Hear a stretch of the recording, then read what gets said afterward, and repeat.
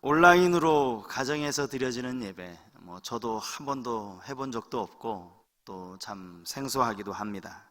오늘이 3월 첫째 날이고 또 거룩한 성일이기에 우리는 그동안 주예전에 나와서 함께 공동체적으로 하나님께 예배를 드려왔습니다. 마땅히 그것이 하나님이 기뻐 받으시는 예배라고 그렇게 우리는 생각해 왔습니다. 아마 교회 어르신들 중에는 주일 낮 예배를 이렇게 가정에서 또 그것도 인터넷으로 또 작은 스마트폰을 켜놓고 드릴 것이라고는 아마 생각지도 않으셨을 것입니다. 어쩌면 그런 분들 입장에서는 이게 무슨 예배냐라고 느끼실 수도 있습니다. 충분히 그러실 수 있는 일입니다. 하지만 요한복음 4장에 우리 주님은 이렇게 말씀하셨습니다. 요한복음 4장 23절 24절 말씀입니다. 아버지께 참되게 예배하는 자들은 영과 진리로 예배할 때가 오나니 곧 이때라. 아버지께서는 자기에게 이렇게 예배하는 자들을 찾으시느니라. 하나님은 영이시니 예배하는 자가 영과 진리로 예배할지니라. 하나님께 드리는 참된 예배는 장소보다 더 중요한 것이 예배자의 마음가짐이라는 말씀입니다. 장소는 결코 중요하지 않다는 말씀이 아닙니다. 지금 상황에서 우리가 할 수 있는 최선의 예배를 드리자는 그런 말씀을 드리는 것입니다. 하나님은 무소부재하신 하나님이신 줄 믿습니다. 어디 하나 계시는 그 하나님, 그분은 지금 이 시간에도 마음과 정성을 다해 예배하는 그 성도들의 예배를 받으시는 줄 믿습니다. 매일같이 뉴스를 통해 전해지는 이 코로나19 소식을 보면서 모두가 걱정도 되고 또 안타까워 하실 것입니다. 과연 이런 상황에서 하나님이 우리에게 무엇을 말씀하기 원하시는가? 하나님의 뜻이 어디에 있는가? 한 주간 지혜를 구하며 고민하는 중에 저는 다니엘이라는 인물을 생각하게 되었습니다. 그는 유다가 바벨론의 멸망을 당하면서 포로로 잡혀갔던 사람 중에 한 사람입니다. 성경은 이때의 다니엘을 소년이라고 말하고 있습니다. 10대의 나이였다라는 것이겠죠. 그는 어린 나이에 나라가 망하는 모습을 지켜보아야 했고 이방 나라의 포로로 끌려가서 지내야만 했습니다. 어찌 보면 참으로 불행한 삶을 살았다라고 말할 수 있습니다. 하지만 그가 바벨론에 살면서 하루도 빠짐없이 했던 일이 있습니다. 여러분, 그것이 무엇입니까? 하루 3번씩 무릎을 꿇고 하나님께 기도한 것입니다. 다니엘 6장 10절 말씀을 보시겠습니다. 다니엘이 이 조서에 왕의 도장이 찍힌 것을 알고도 자기 집에 돌아가서는 윗방에 올라가 예루살렘으로 향한 창문을 열고 전에 하던 대로 하루 3번씩 무릎을 꿇고 기도하며 그의 하나님께 감사하였더라. 그는 하루 3번씩 하나님께 기도했는데 예루살렘을 향한 창문을 열고 기도했다라고 말씀하고 있습니다. 성전이 있는 곳을 바라보면서 기도했다는 그런 의미일 것입니다. 이것은 다니엘이 얼마나 성전을 사모했는지를 우리에게 보여주는 말씀입니다. 사실 그가 지금 있는 이 바벨론에서 아무리 창문을 열고 아무리 높은 곳에 올라간들 예루살렘이 보일 리가 없습니다. 눈으로 보여서가 아니라 그저 그쪽 방향을 바라보면서 기도하였다는 그러한 의미일 것입니다. 이렇게 교회가 가까이 있음에도 불구하고 교회에 나오지 못하고 가정에서 예배하는 성도님들 마음속에 오늘 하나님께서 다니엘이 가졌던 그 사모함을 부어주시는 시간이 되면 좋겠습니다. 이제 머지않아 바이러스는 깨끗이 소멸이 될 것입니다. 교회는 예전처럼 문을 활짝 열어놓게 될 것입니다. 바로 그때 교회 본당을 들어서면서 깨닫게 되시기 바랍니다. 이것이 얼마나 감사한 일인지를 말입니다. 교회에 언제든지 나올 수 있다는 것, 공동체가 함께 모여서 예배할 수 있다는 것이 얼마나 감격스러운 일인지를 깨닫는 그런 은혜가 있기를 바랍니다. 우리 삶에서 감사가 식어지고 오히려 원망과 불평, 짜증이 가득할 때 병원 응급실에 한번 가보라는 그런 이야기가 있습니다. 생각지도 못했던 사고를 당해 구급차에 실려오는 사람들, 이곳저곳에서 들려오는 고통의 신음소리를 들으면 내가 이렇게 건강하게 살아가는 것, 이것 자체가 얼마나 감사한 일인지를 깨닫게 되기 때문입니다. 제가 서울에서 사역하는 동안 가끔씩 방문했던 복지시설 이야기를 전에도 말씀드린 적이 있습니다. 신체적으로는 아주 건강한 사람들입니다. 하지만 정신적인 장애를 가진 사람들이죠. 그것도 중증 장애인이라고 분류되는 사람들이 함께 모여서 생활하는 강원도 홍천에 있는 해 뜨는 집이라고 하는 시설이었습니다. 저희 교회 권사님들은 거의 격주로 새벽 예배가 마치면 이제 교회 차로 이동을 해서 봉사를 다니셨어요. 그런데 우리 교회 말고도 그 외에 여러 교회에서 방문을 하신다는 이야기를 들었습니다. 들어보니까 주로 중고등부 아이들이 방문을 한다는 겁니다. 심지어는 소년원에 생활하고 있는 그 친구들이 하루 일정을 잡아서 그곳을 방문을 한다는 겁니다. 그렇게 두세 시간 그들과 함께 시간을 보내고 나면 삶에 대한 생각이 달라지기 때문이죠. 원망할 일이 어디 있습니까? 그저 감사한 일밖에 없다는 사실을 그들이 깨닫게 되더라는 것입니다. 어쩌면 우리도 지금까지 교회 나와서 예배 드리는 일이 아무렇지도 않게 너무나 당연한 일로 여겼는지 모릅니다. 원하기만 하면 얼마든지 예배의 자리에 나올 수 있었기 때문입니다. 사실은 그러니까 때로는 가끔씩 예배 빠지는 것도 대수롭지 않게 생각했는지 모릅니다. 감사할 줄 모르고 그렇게 믿음 생활을 한 것이죠. 지금 상황으로 봐서는 다음 주일까지도 아마 오늘처럼 영상으로 예배를 드려야 하지 않을까, 그런 생각이 듭니다. 하지만 분명한 것은 몇 주 안에 다시 교회에서 예배를 드릴 수 있게 될 것입니다. 그때 정말 우리가 감사함으로 하나님 앞에 예배하는 시간이 될 것이라 믿습니다. 우리에게 예배할 수 있는 공간이 있음이 감사하고, 예배할 수 있는 거룩한 주의를 주심에 감사하는 우리 모두가 될 것이라 믿습니다. 더 뜨겁게 하나님을 찬양하고, 더 간절한 마음으로 하나님께 기도하고, 말씀을 더욱 사모하는 그러한 예배가 되리라고 저는 믿습니다.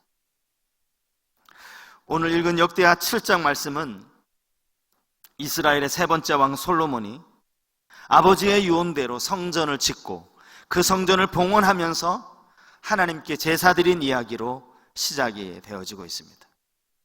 가만히 이 기간을 살펴보면 이스라엘 백성들이 지키는 절기 중에서 대속죄일이 이 기간 안에 끼어 있다는 것을 우리는 알 수 있습니다. 레위기서 23장 27절 이하에 보면 대속죄일의 날짜가 이렇게 기록이 되어 있기 때문입니다. 일곱째 달 열흘날은 속죄일이니 너희는 성례를 열고 스스로 괴롭게 하며 여호와께 화제를 드리고 이날에는 어떤 일도 하지 말 것은 너희를 위하여 너희 하나님 여호와 앞에 속죄할 속죄일이 됨이니라. 이때가 이 히브리 종교력으로 이 7월이라고 성경이 기록을 하고 있습니다. 그런가 하면 오늘 본문 8절에 보시면 이스라엘 백성들이 7일 동안 절기를 지켰다고 했는데 이 7일은 성전 낙성식 절기를 의미합니다. 그리고 그 다음 9절 말씀에 보니까 7일이 지나고 8일째부터 또 다시 7일 동안 절기를 지켰는데 이 2주차 때 지킨 절기는 장막절 절기였습니다. 그러니까 이들은 지금 2주 동안 절기를 지킨 것이나 마찬가지입니다. 그 2주 동안의 절기가 다 마쳐지고 7월 23일 그들이 자기들의 장막으로 돌아갔다라는 겁니다. 7월 15일부터 22일까지 이 일주일이 장막절이었고요. 또 7월 8일부터 7월 14일까지 이 일주일 기간이 성전 낙성식이었습니다. 그 기간 중에 7월 10일 대속죄일이 끼어 있었다는 말입니다. 보름 가까이 되는 기간 동안 모든 절기가 이제 다 맞춰졌을 바로 그때 여호와 하나님께서 솔로몬에게 나타나십니다. 그리고 약속의 말씀을 주십니다. 그것이 우리가 알고 있는 역대하 7장 14절 말씀인데요. 우리 이 말씀 다 같이 한번 읽어보시겠습니까? 역대하 7장 14절 말씀 우리 같이 한번 읽겠습니다. 내 이름으로 일컫는 내 백성이 그들의 악한 길에서 떠나 스스로 낮추고 기도하여 내 얼굴을 찾으면 내가 하늘에서 듣고 그들의 죄를 사하고 그들의 땅을 고칠지라. 오늘 본문에서 발견할 수 있는 하나님의 약속은 두 가지입니다. 첫째는 죄를 사하여 주시겠다라는 약속이고, 두 번째는 땅을 고치시겠다고 하는 약속입니다. 하나님께서는 먼저 죄사함에 대해서 약속하십니다. 그렇게 말씀하신 이유가 뭐겠습니까? 그것은 우리 인생에 있어서 가장 심각한 문제가 바로 죄 문제이기 때문입니다. 앞에서 제가 배경을 설명드린 것처럼 사실 지금 상황은 이스라엘 백성들이 하나님 앞에 죄를 지은 상황이 아닙니다.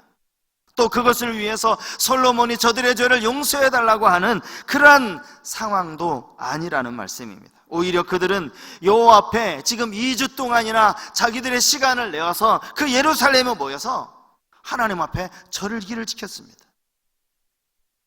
그들은 이 절기를 지키기 위해 하나님께 귀한 예물도 바쳤을 것입니다. 그렇게 절기를 마치고 돌아가는 백성들의 마음을 성경은 이렇게 이야기합니다. 그들 마음에 기쁨이 가득했다고. 역대하 7장 10절에 보니까 그들이 기뻐하고 마음에 즐거워하였다라고 그렇게 기록하고 있습니다. 잘 지은 성전에 하나님 앞에 감사의 제사를 드렸고요. 한 해를 돌아보면서 추수를 감사하는 이 초막절, 장막절이 오늘 우리로 치면 추수감사절 아닙니까? 이 히브리 종교력으로 이 7월이요, 오늘 우리가 이 알레고리력을 우리가 사용하고 있는데 이게 한 두세 달 차이가 있습니다. 그러니까 히브리력에서 1월이면 우리가 지금 사용하고 있는 달력으로는 3월, 2, 3월이 되는 거예요. 이때가 7월이었으니까 오늘 우리로 치면 이때가 한 10월, 11월, 그러니까 딱 추수감사절 절기와 맞아떨어지는 거죠. 한 해 농사를 감사하며 하나님 앞에 감사의 제사를 드리고 돌아가는 이스라엘 백성들, 그것도 기쁨과 감사함으로 돌아가는 이스라엘 백성들 가운데 하나님이 왜 뜬금없이 여기 죄에 대해서 이야기를 하시는 겁니까? 비록 그들이 지금은 하나님께 감사하고 아름다운 성전을 하나님께 봉헌하며 감사의 제사를 드리지만 그들 마음 가운데 여전히 죄성을 가지고 있었기 때문입니다. 사실 그들이 지금까지 이 죄성을 가지고 하나님 앞에 죄를 지어왔고 앞으로도 여전히 이 죄 문제를 가지고 살아갈 것이기 때문입니다. 여러분 13절 말씀을 다시 한번 가만히 보시겠습니까? 본문 13절 말씀이요. 혹 내가 하늘을 닫고 비를 내리지 아니하거나 혹 메뚜기들에게 토산을 먹게 하거나 혹 전염병이 내 백성 가운데 유행하게 할 때에, 사실 이 말씀은 지금 이스라엘 백성들이 이러한 재앙을 만나고 있다라는 이야기가 아닙니다. 언젠가 그들의 죄악으로 말미암아 이런 하나님의 무서운 진노를 받게 될 것이라고 그렇게 하나님은 말씀하시는 겁니다.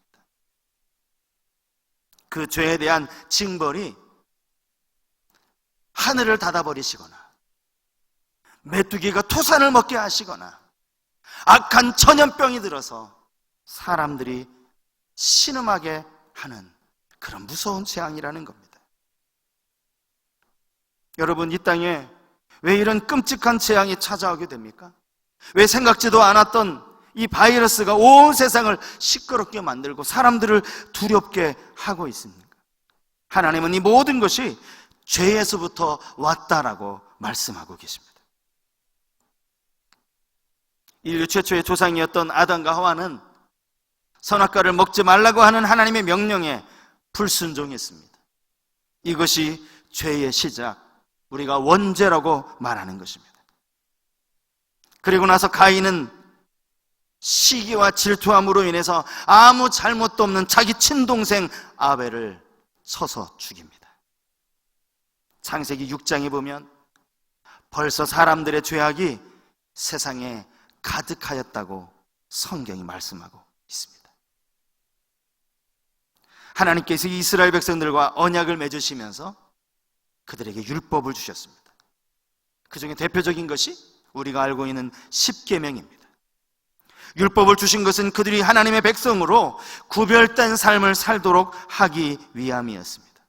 하지만 죄성을 가진 우리 인간에게 이 율법은 도무지 지킬 수 없는 것들이었습니다.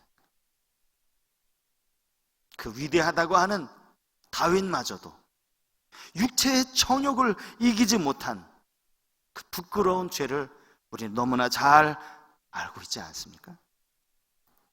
우리를 결국에는 사망으로 이끌어가는 것이 바로 죄입니다. 이 죄의 문제는 아무도 해결해 줄 수 없습니다. 오직 여호와 하나님만이 해결자이십니다. 그러므로 우리는 먼저 우리의 죄를 하나님께 회개해야 합니다.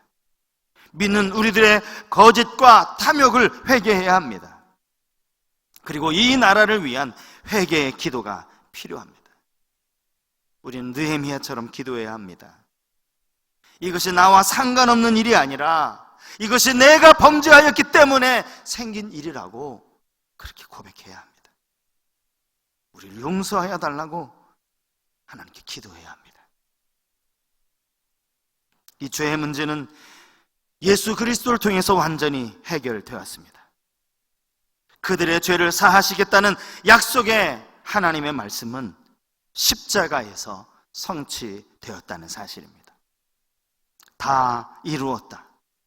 주님의 이 마지막 외침 속에 이 놀라운 사죄의 역사가 담겨 있습니다. 주님이 나를 위해 십자가를 지셨기에 더 이상 용서받지 못할 죄가 없습니다. 이 사실에 대해 요한 사도는 이렇게 설명하고 있습니다. 요한일서 1장 9절 말씀입니다. 만일 우리가 우리 죄를 자백하면 그는 미쁘시고 의로우사 우리 죄를 사하시며 우리를 모든 불의에서 깨끗하게 하실 것이요. 이것이 바로 하나님의 약속입니다. 그러므로 우리는 죄에 대해서 자백해야 합니다. 우리의 죄를 사하시겠다는 약속과 더불어 하나님이 두 번째 주신 약속은 땅을 고치시겠다고 하는 약속입니다. 여기서 말씀하시는 이 땅은 하늘과 상대적인 의미로서의 땅입니다. 성경에 나오는 이 하늘이 단순한 우리가 보고 있는 그 하늘만을 의미하는 것이 아닙니다. 자연적인 그런 개념이 아닌 것처럼 땅도 역시 우리가 밟고 있는 이 땅만을 의미하는 것이 아닙니다. 이 땅에서 살아가는 모든 사람들, 이 땅에서 나오는 모든 토지 소산들, 이 모든 것들을 다 포함하는 말, 이것이 바로 땅입니다. 하나님께서 땅을 고치시겠다는 이 말씀 안에는 이 나라를 고치시겠다는 의미가 담겨 있습니다.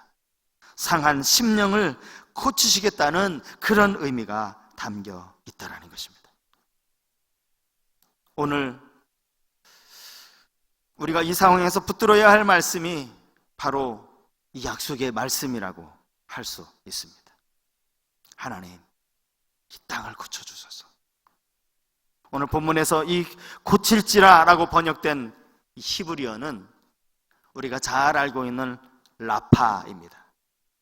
출애굽기 15장에 나오는 말씀, 나는 너희를 치료하는 여호와임이라, 여호와 라파라고 하였을 때 바로 고치시고 치료하시는 그 하나님이 오늘 고칠지라라는 이 단어 가운데 사용이 되고 있습니다. 하나님은 사람뿐만 아니라 땅을 고치시겠다라고 약속하십니다. 코로나 바이러스로 인해 고통받는 이 땅을 고치시겠다라고 말씀하고 계십니다. 오늘 이 시대에 하나님께서 땅을 고치시겠다고 하는 이 약속의 말씀은 영적으로 많은 뜻을 담고 있습니다. 탐욕으로 물든 사람들의 마음이 고침을 받아야 합니다. 나는 잘못한 게 하나도 없고 전부 다른 사람 때문이라고 남 탓하는 이런 이기적인 생각이 고침을 받아야 합니다. 하나님 없이도 얼마든지 나 혼자 살아갈 수 있다고 하는 이 교만한 마음, 눈에 보이지 않는 하나님 대신에 눈에 보이는 사람을 의지하려고 하는 이런 불신앙이 고침을 받아야 합니다. 먼저 저 자신이 고침을 받아야 합니다. 우리 모두가 먼저 고침을 받아야 합니다. 교회가 고침을 받아야 하고 믿는 그리스도인들이 먼저 고침을 받아야 합니다. 이해하려고 하기보다는 오해하기를 좋아하는 우리의 이 삐뚤어진 마음이 하나님에 의해서 고침을 받아야 합니다. 정말 우리 안에 하나님의 형상이 있습니까? 하나님의 형상대로 지으심을 받은 것이 너무나 분명한 사실이지만 너무나 많이 깨어져 버리지는 않았냐는 말씀입니다. 이것은 어느 누구도 고칠 수 없습니다. 오직 우리를 창조하신 하나님만이 하실 수 있습니다. 우리에게 너무도 감격적인 소망은 하나님께서 우리를 고치시겠다라고 말씀하셨다는 사실입니다. 이사야 57장 19절 말씀, 이 말씀도 우리가 한 주간 여러분 삶 가운데 묵상하면서 보내시면 좋겠는데요. 입술의 열매를 창조하는 자 여호와가 말하노라. 먼 데 있는 자에게든지 가까운 데 있는 자에게든지 평강이 있을지어다. 평강이 있을지어다. 내가 그를 고치리라 하셨느니라. 불안과 염려 가운데 있는 우리의 이 마음을 하나님이 고치셔서 평강이 있을지어다. 평강이 있을지어다. 고치시는 하나님을 의지하며 살아가는 우리 모두가 될 수 있기를 바랍니다. 근데 여러분, 여기서 한 가지 우리가 더 생각해 볼 것이 있습니다. 그것은 분명히 하나님께서 죄를 사하시겠다고 약속하셨고 땅을 고치시겠다고 약속하신 것은 맞는데 이 약속의 말씀이 어디에서부터 시작되고 있느냐 하는 겁니다. 그것은 바로 들으심입니다. 내가 하늘에서 듣고 하나님께서 들으시겠다는 것입니다. 스스로 낮추고 기도하는 우리의 기도를 들으시겠다는 것입니다. 그러므로 우리가 이런 약속의 말씀을 확실히 믿는다면 우리는 한 주간 더 열심히 기도의 골방으로 나아가야 할 줄 믿습니다. 사랑하는 성소교의 모든 성도님들, 하나님은 말씀하십니다. 들으시겠다고 말씀하십니다. 아니, 하나님은 이미 듣고 계십니다. 내 이름으로 일컫는 내 백성의 기도를 하나님은 지금 듣고 계십니다. 스스로 낮추며 여호와의 얼굴을 찾는 그 기도를 하나님은 지금 듣고 계십니다. 이제 이곳에서 하는 기도에 내가 눈을 들고 귀를 기울이리니, 하나님은 우리의 기도에 귀를 기울이실 것이라 말씀하고 계십니다. 누가복음 11장 10절 말씀입니다. 구하는 이마다 받을 것이요 찾는 이는 찾아낼 것이요 두드리는 이에게는 열릴 것이니라. 이것이 우리가 할 수 있는 최선입니다.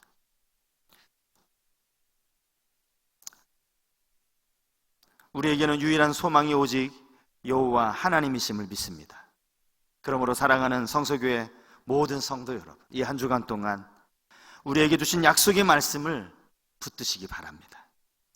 죄를 사하시고 땅을 고치시겠다고 약속하신 그 하나님 앞에 그 하나님이 들으시도록 기도하는 성도님들이 되실 수 있기를 바랍니다. 바이러스의 확산을 막기 위해 쓰고 있는 질병관리본부 모든 수고하는 분들을 위해서 여러분 기도하시기 바랍니다. 거기에 의사와 간호사, 모든 의료진들을 위해서도 함께 기도해 주시기 바랍니다. 하루빨리 이 위기에서부터 벗어날 수 있도록 하나님의 얼굴을 구하며 기도하는 우리 귀한 성도님들이 다 되실 수 있기를 주님의 이름으로 부탁을 드립니다. 기도하시겠습니다.